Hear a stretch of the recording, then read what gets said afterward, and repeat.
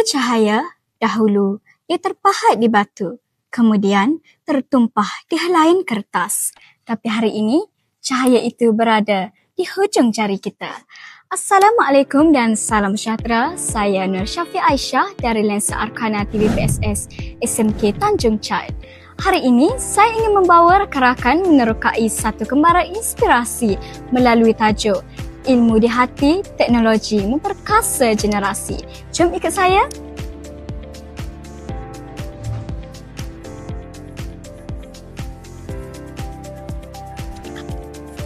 Ramai kata buku semakin ditinggalkan. Benarkah? Bagi saya, ilmu di hati tidak pernah berubah. Cuma kenderaan yang membawanya semakin laju. Inilah keajaiban teknologi yang memperkasa generasi kita hari ini.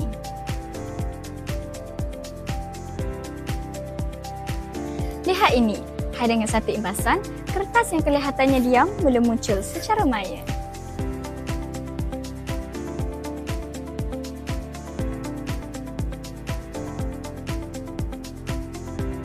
Di sini, kami menggabungkan bahan fizikal dengan kandungan digital untuk pembelajaran yang lebih mendalam.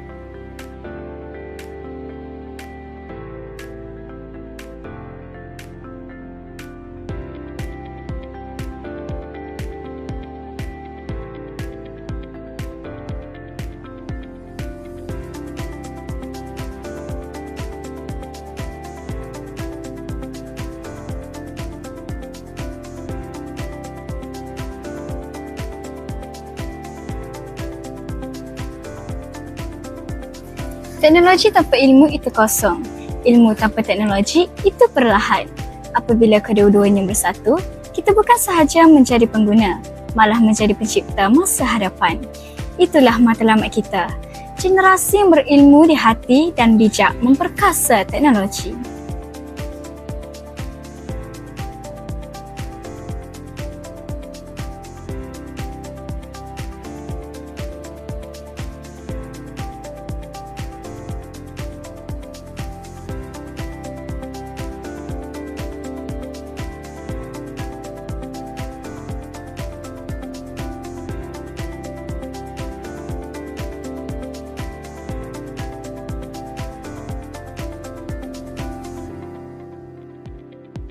Ayuh rakan-rakan, jangan jadikan peranti di tangan sekadar alat hiburan.